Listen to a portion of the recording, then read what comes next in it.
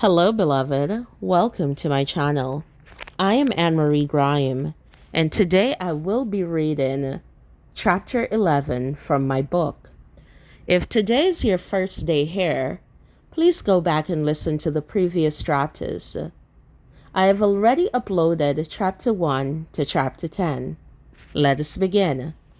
Dreamer, purpose lost, purpose found.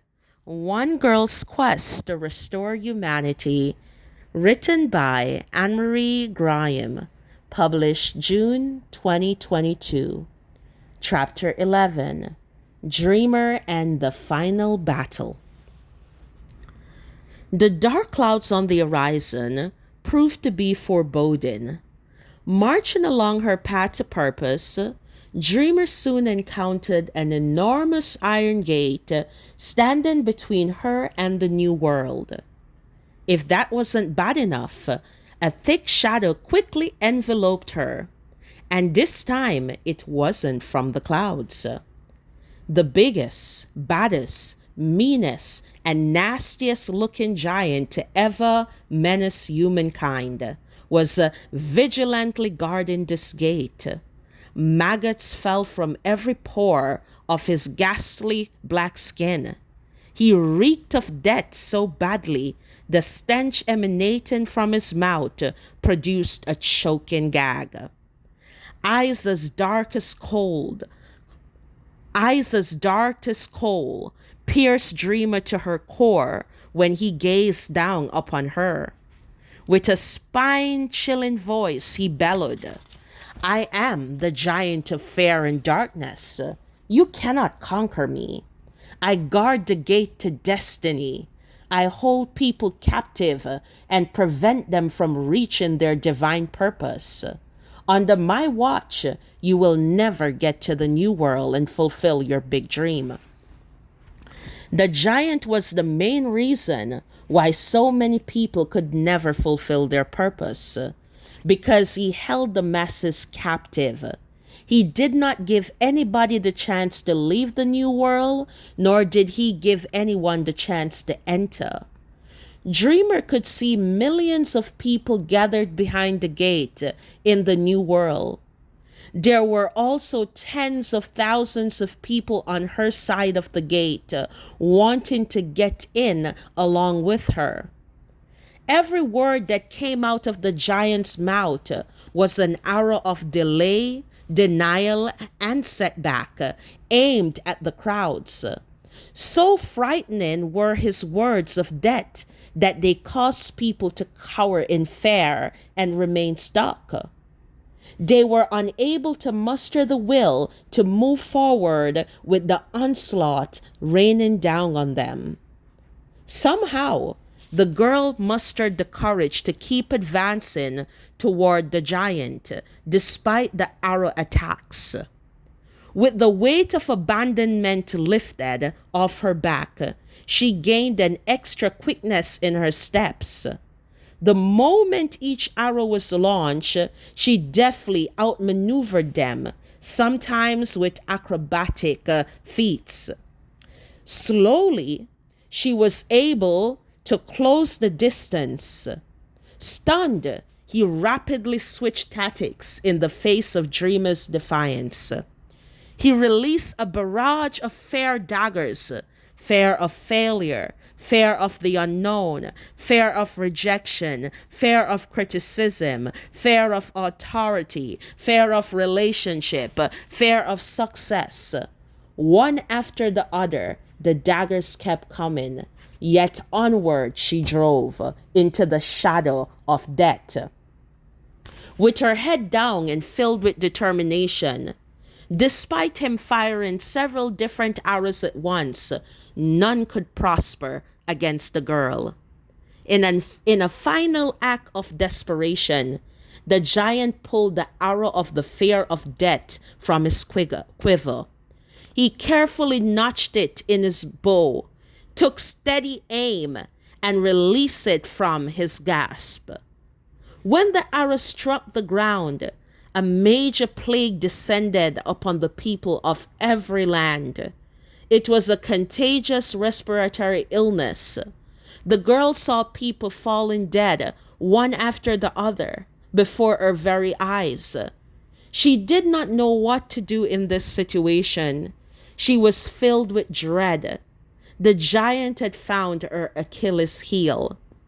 The people scrambled in fear for their lives, as this giant was strong and a mighty one to defeat. No one had dared tried before, and now look what Dreamer's effort had gotten them. More pain and suffering. As the people looked on in desperation, Dreamer called upon the purpose giver for help. Be still and know that I am Almighty. Let go of this giant, the purpose giver answered. The only weapon you need in this battle is faith. Visualize yourself in the new world, doing the things you were born to do, helping the people you were born to help, and going to the places you were destined to go. Stop fighting, release, let go and live. See yourself thriving in the new world and living out your purpose. Visualize the end. Dreamer let go of the giant and sat down on the ground, visualizing herself in the new world, helping the citizens to find their purpose. The giant of darkness and fear gave a full belly laugh at the sight of this seemingly feeble retaliation and said scornfully, "Who do you think you are? Do you think you can conquer me by doing nothing?" The girl did not hear a thing. Nothing was said in response. She was quietly sitting in deep meditation, imagining how the story would end. The more she did this, the more the wind began to blow. Soon the wind became as powerful as a hurricane. Everyone had to hold on to something. After what seemed like hours, the purpose giver said to the girl, "Your faith is now strong enough to move a mountain and cast it into the sea. Take out your sand." Dreamer picked up her worn-out goldish bag and pulled out her glass jar of sand with the 3 stars. When the giant, let me read that over. Dreamer picked up her worn-out goldish bag and pulled out her glass jar of sand with the 3 stars. Now, guys, remember, this was the bag that the lady gave to her in the beginning of the book. And in that bag was a jar with 3 stars on it. So this is what she pulled out of the bag. Let me go back to the story now. When the giant saw this, he laughed again and mocked her. "Do you think you will defeat me with a jar of sand, little girl?" Dreamer yelled with such force that it echoed throughout the valley. "You think you can come at me with darkness and fear to scare me into submission? Well, you do not know about me. I come against you in the name of the purpose giver, creator of heaven and earth. Today the purpose giver will hand you over to me. I will destroy you with this enchanted glass jar, bury you with the sand, and use the 3 stars to wear in my crown. Today is the day I will be crowned Dreamer the Great, for I know how the story ends." The girl swung the jar with a mighty heave at the giant of fear and darkness. Her aim was true. It connected right in the neck with such force the shard severed his head from his body. Moments later, the earth opened to swallow the giant, and the sand covered him. The 3 stars launched upwards into the sky and then slowly descended upon Dreamer's crown. The dazzling display forced the people to take heed. They saw the giant's defeat. With this realization, the plague immediately dissipated, and they felt their health return. In joyful celebration, they began to dance in the street. The blue and the white is getting ready to merge. Free at last. Thank the purpose giver. We are free at last, they shouted. The people on the other side of the gate worshiped the purpose giver and danced too. They all came together as one, not blue or white, but one world under God. Dreamer walked towards the large iron gate and opened it with the key of fate. She declared the words of the purpose giver and set the captives free. When Dreamer stepped through the gate of the new world, she was immediately blown away. Blown away because it was unlike anything she had ever seen or expected, and not in a good way. It was as though she had time traveled. For a moment she thought she was in a different era. The land was well inhabited, and there were marvelous wonders, like huge colosseum that held thousands of people. But a dark side also existed. There were bacchanalia festivals where many worshipped the goddess of ecstasy.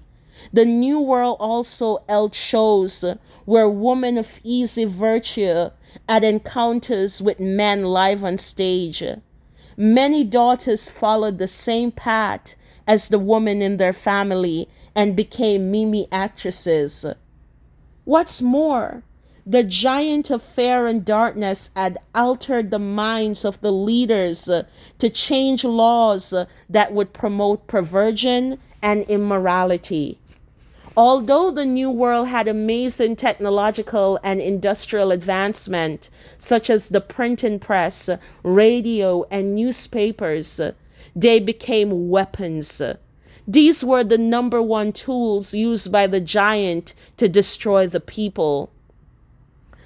Dreamer made a commitment to herself that she too would one day start a printing press and write books to encourage people to choose life and counter the giant's message of destruction. The giant of fear and darkness was dead, but the spirit of death remained on the land. The battle was won, but the after effects of the plague was devastating. The economy had collapsed. As a result, there were major food shortage, political and social unrest, burdensome controls, and lawlessness. The world was at rock bottom. There was a silver lining in this, ma'am. Now was the perfect time to rebuild a nation back onto the firm foundation it was originally founded. Now was the perfect time to rebuild a nation, an ideal moment to inspire the masses to be their best. The right woman was on the scene. Dreamer the Great from Blue Rhapsody was born for such a time as this to make it happen. Thank you, guys. That was the end of chapter 11. Stay tuned. Tomorrow, I will be uploading chapter 12. And chapter 12 is entitled Dreamer Prospers in the New World. Comment below and let me know your thoughts. What do you think about chapter 11? And what giants are you currently battling in your life? Giants that you need the purpose giver, giants that you need God to help you overcome. Comment below and let me know, and I will surely pray for you when I read your comments. God bless you. Thank you. Shalom.